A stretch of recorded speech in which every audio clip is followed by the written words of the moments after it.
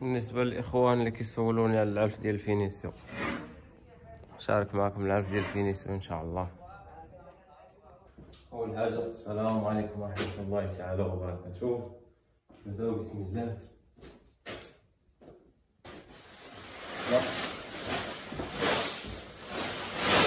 الفول، هذا الفول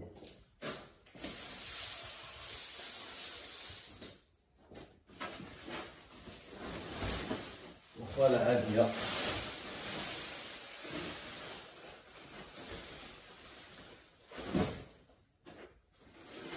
وكعبين ديال اللحم،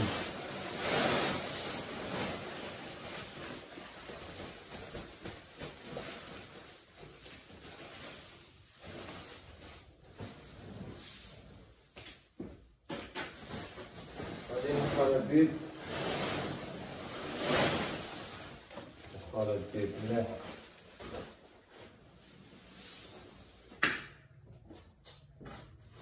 بندق حبوب،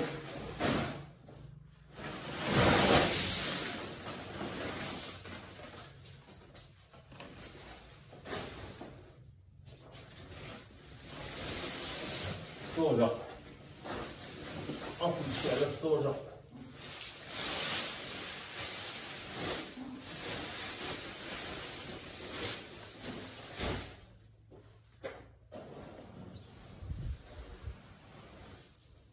توتو،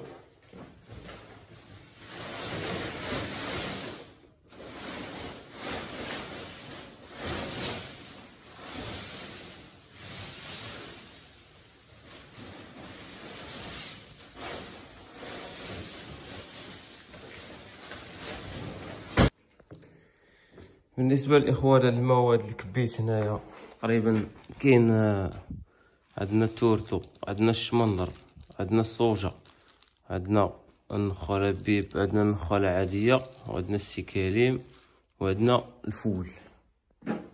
هادو الإخوان هما المواد ديال الفينيسيو. يعني بالنسبة للعطيان كندير عيني ميزاني. بالنسبة لهاد التخليطة هادي غادي نعطي منها دابا ونبقى نعطي منها تدريجيا، يعني وقت ما كملت البهيمة كنهز ونعطيها.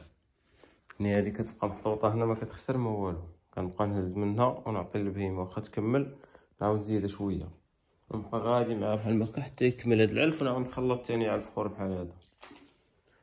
هذا هو الفينيسيو الاخوان، حيتاش البهيمة قربت تخرج بحال هذا. هذا هو العلف اللي كنفيني به. بالنسبه للاخوان الدرام طحونه راه هي كنعطيها غير ما بقاتش. الدرام طحونه هي هذه كتكون في الخنشه، ما بقاتش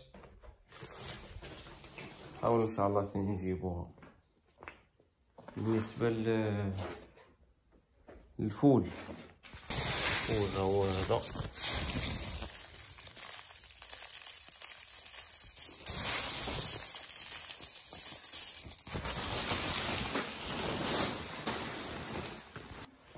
بالنسبه لهاد السبعه ديال المواد اللي درت هنايا يعني راه كافيين لانه العجل باش يتفينا ويكمل في العماره ديال اللحم، يعني صافي يتقاد ويجعل شي بغرات.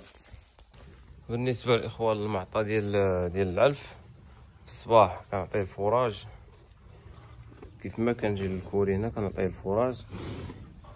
من بعد الفراج تندور بالماء نعطيه يشرب عادي. يمكن ليا نشطب مجاور ونحط ليه العلف كنبقى معاه تدريجيا النهار كامل. وقت ما كنجي كنلقاه مكمل كنخوي ليه العلف، نزيدو شويه، مثلا نزيدو كيلو، نزيدو 2 كيلو، وغادي معاه. فيما كنلقاه ملحس كنزيد نكب ليه، يعني ما خاصش العلف يتقطع من قدامه حتى كيتفينا كامل يطلع.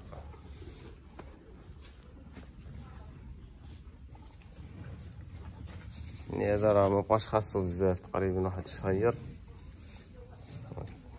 الجلده ديالو باقا شويه كتجر، يعني مبقاش خاصو بزاف.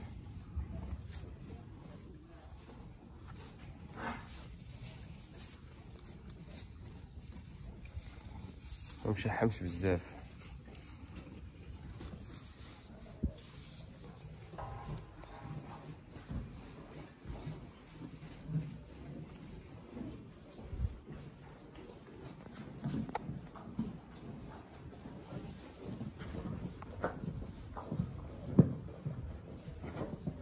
بالنسبة للماكلة الإخوان ديال هاد العلف هذا راه عزيز عليه تياكلو. شوف